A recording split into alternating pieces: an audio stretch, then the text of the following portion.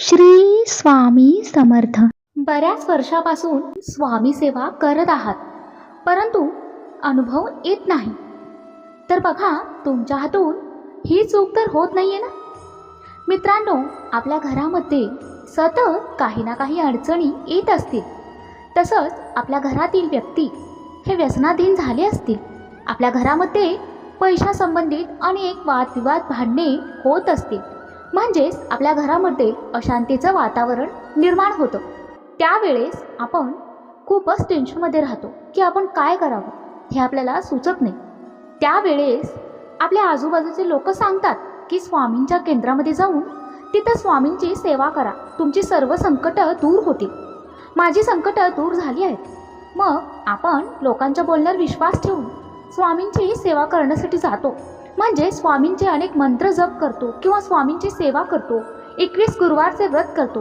परंतु 21 दिवस झाल्यानंतर आपल्याला काहीच जर प्रचिती अनुभव आले नसतील तर आपण लगेचच म्हणतो की मी 21 गुरुवारचे व्रत केले स्वामींचे, तरी देखील माझ्या जीवनामध्ये काहीच फरक पडला नाही. माझी परिस्थिती जशी आहे तशीच आहे, काही सुधारणा झाली नाही. परंतु मित्रांनो, तुम्ही जर फक्त दुसऱ्यांच्या सांगण्यावरून स्वामींची सेवा केली आहात, म्हणजे तुमचा आत्मा स्वामी सेवेमध्ये लीन झालेला नव्हता. त्यामुळे तुम्ही कधीही दुसऱ्यांच्या सांगण्यावरून काहीच करायचं नाही आहे. दुसऱ्याने सांगितलं म्हणून स्वामी सेवा करायची नाही. जर तुमच्या मनाने अगदी निर्मळ अंतःकरणाने तुम्ही स्वामी सेवा करायची गरजेचं आहे, एकरूप होऊन स्वामी सेवा करायची. तर मित्रांनो, आज मी तुम्हाला एक असा उपाय सांगते, म्हणजेच तुम्ही अगदी मनापासून जर हा उपाय केला तर तुम्हाला स्वामी अनुभव नक्कीच देतील. जे तुमच्या काही अडचणी असतील तर स्वामी लगेचच दूर करतील. तर मित्रांनो, कोणतीही सेवा करत असताना दुसऱ्यांना सांगितलं म्हणून न करता आपल्या मनाने ती करायचे. म्हणजे तुम्हाला मनाला वाटलं पाहिजे की आपण ही स्वामी सेवा करायला हवी. तर मित्रांनो, तुमच्या घरामध्ये जर स्वामीची मूर्ती किंवा फोटो असेल तर तो फोटो किंवा मूर्ती घ्यायचे. जर तुमच्या घरामध्ये स्वामींची मूर्ती किंवा फोटो नसेल तर तुम्ही दत्तगुरू महाराजांची मूर्ती देखील घेऊ शकता. मित्रांनो, स्वामी समर्थ हे दत्तगुरूंचे अवतार मानले जाते. त्यामुळे तुम्ही दत्तगुरूंची एखादी मूर्ती घ्यायची. हा उपाय दिवसातून 2 वेळा आपल्याला करायचा आहे. आपल्याला सकाळी 9च्या अगोदर हा आणि सायंकाळी सूर्यास्ताच्या वेळी 6:30 ते 7:30च्या दरम्यान असं 2 वेळा आपल्याला ही सेवा करायची. तर मित्रांनो, सकाळी 9च्या अगोदर ही पूजा आटपून घ्यायची.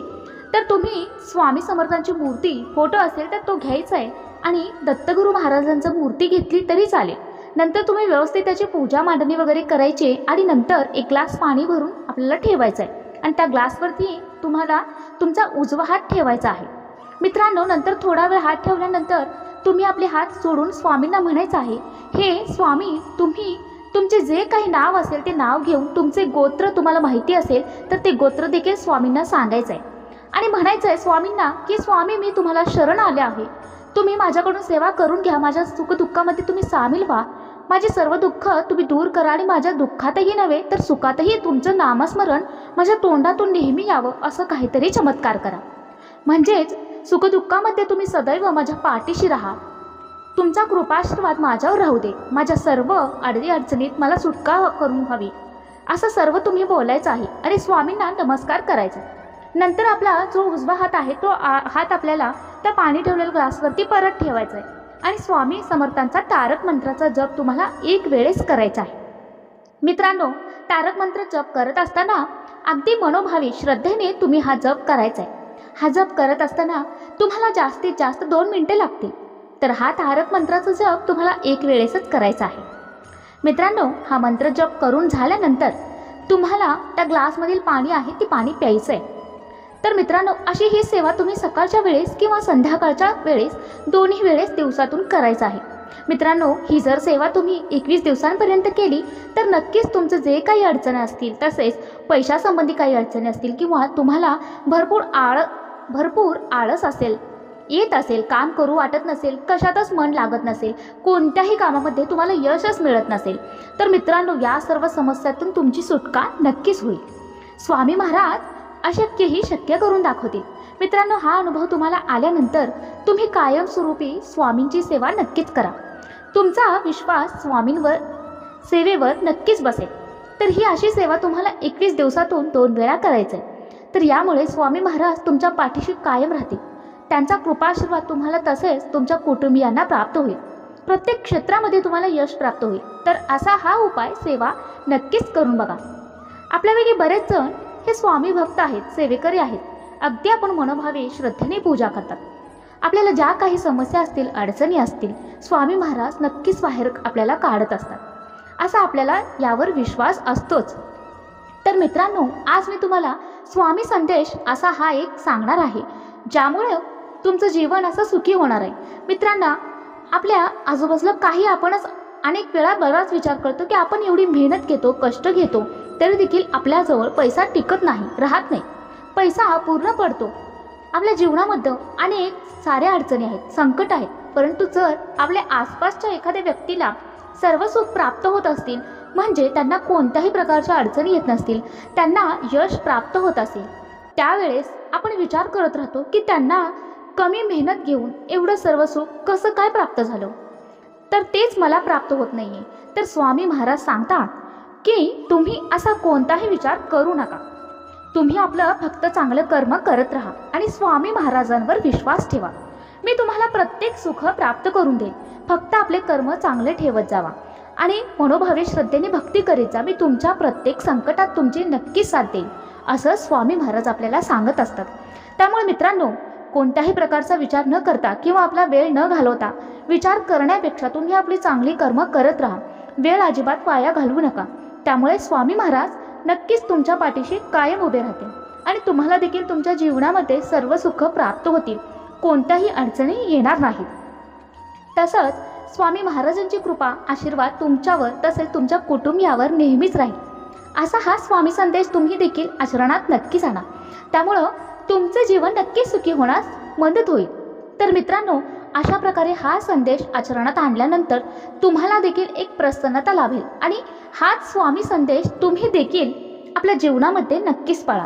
त्यामुळे तुम्हाला जीवनामध्ये तुमच्या सगळ्या अडचणी दूर होऊन जीवनातील सगळी सुख तुम्हाला प्राप्त होतील. मित्रांनो, बऱ्याचदा सगळ्यांच्या आयुष्यामध्ये खूप साऱ्या घटना घडत असतात. त्यातल्या काही चांगल्या गोष्टी असतात तर काही वाईटही असतात. तर वाईट गोष्टी आपल्याला सतत दुःख देत राहतात. चांगल्या गोष्टी कायम आपल्या आयुष्यामध्ये टिकून राहाव्यात असं आपल्याला नेहमी वाटत असतं.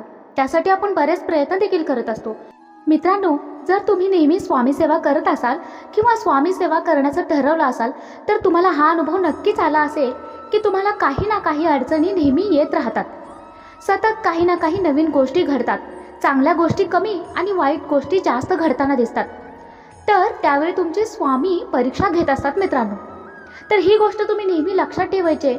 तर कुठलंही कार्य आपण करत असताना त्यात अडचणी सुरुवातीला येतच असतात. अडचणींपासूनच कुठल्याही चांगल्या गोष्टीची सुरुवात होत असते. तर त्यावेळी आपल्याला तो मार्ग सोडायचा नसतो. अडचणी येतात म्हणून आपल्याला त्यावेळी थांबायचं नसतं. तर पुढे आपलं जे कार्य आहे, आपण जे ठरवलं आहे, आपले जे उद्दिष्ट गाठायचं आहे, तर ते आपल्याला करायचंच आहे. त्यावेळी स्वामी आपली परीक्षा घेत असतात आणि त्यामध्ये आपण कितपत योग्य ठरतो, कितपत आपल्याला आपली क्षमता आहे, हे स्वामी बघत असतात. आणि त्यावेळी आपण त्यामध्ये जर सिद्ध ठरलो तर स्वामी नक्कीच तुमचं स्वप्न पूर्ण करतात, जे तुम्ही ठरवलं आहे, ज्यासाठी तुम्ही प्रयत्न करत आहात. तर मित्रांनो, ही गोष्ट नेहमी लक्षात ठेवायची आहे. स्वामी सेवा करत असताना तुम्हाला नक्कीच कायम अडचणी आलेल्या असणार आहेत. हा बऱ्याच जणांचा अनुभव आहे. तर मित्रांनो, ही गोष्ट नेहमी लक्षात ठेवायची आहे आणि या पद्धतीने तुम्हाला अगदी मनपूर्वक मनोभावे तुम्हाला ही स्वामी सेवा करायची आहे. आणि स्वामींना जास्त काही नाही मित्रांनो, तर फक्त मनोभावे श्रद्धा आणि एकदा नामस्मरण केलं तरी स्वामींना खूप भरून पावतं आणि तुम्हालाही समाधान मिळतं. आणि स्वामी नेहमीच तुमच्या पाठीशी राहतात.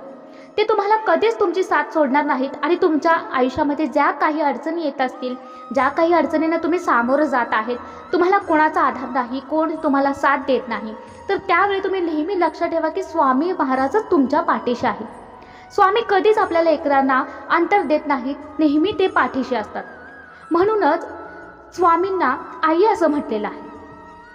मित्रांनो, तुम्हाला हा अनुभव नक्कीच आला असेल. ज्यावेळी तुम्ही अडचणीत असता, अचानक कुठलंही मोठं संकट तुमच्यावर ओढवतो, त्यावेळी तुम्ही कोणाचं नामस्मरण करता, तर अगदीच तुम्ही ज्यांच्यावर विश्वास ठेवलेला आहे त्या व्यक्तींना देखील तुम्ही त्यावेळी विसरता. कारण कुठलीही व्यक्ती त्यावेळी तुम्हाला अडचणीत धावून येत नाही. ज्यावेळी तुमच्याकडे सुख असतं त्यावेळी सगळेजण तुम्हाला विचारतील आणि ज्यावेळी तुमच्यावर दुःख असेल तर त्यावेळी तुम्हाला कोणी विचारणार नाही.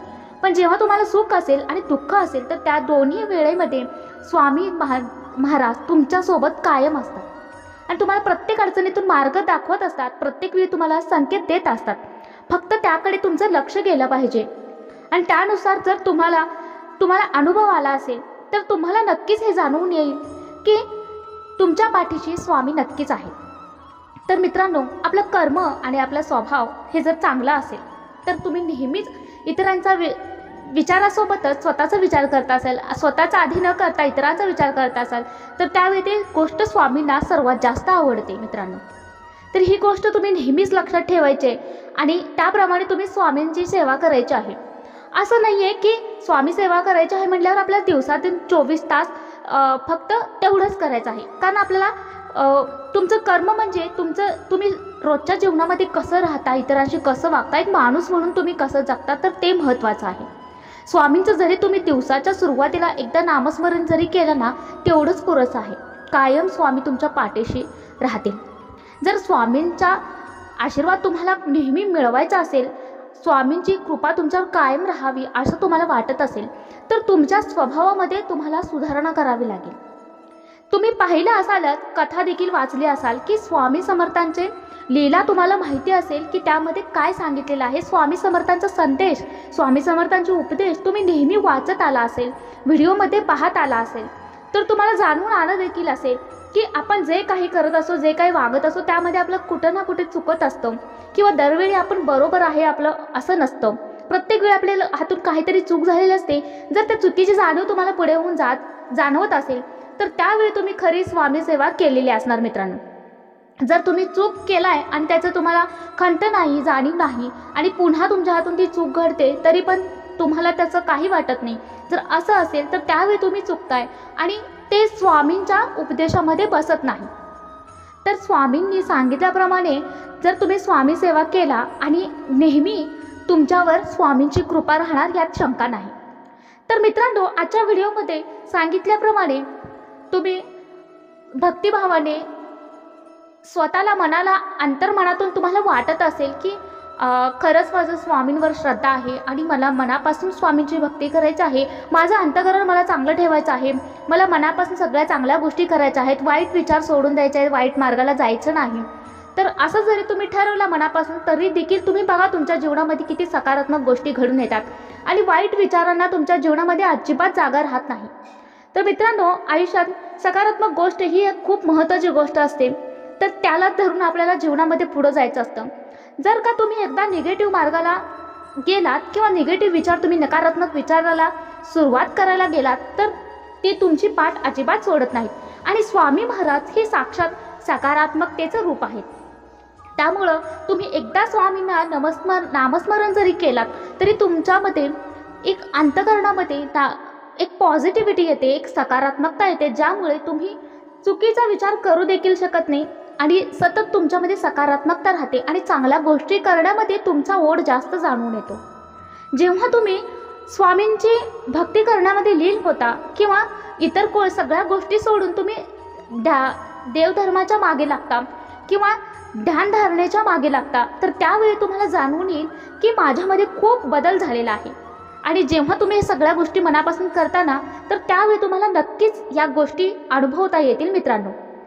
तर त्याशिवाय तुम्हाला या गोष्टी अनुभवता येणार नाही.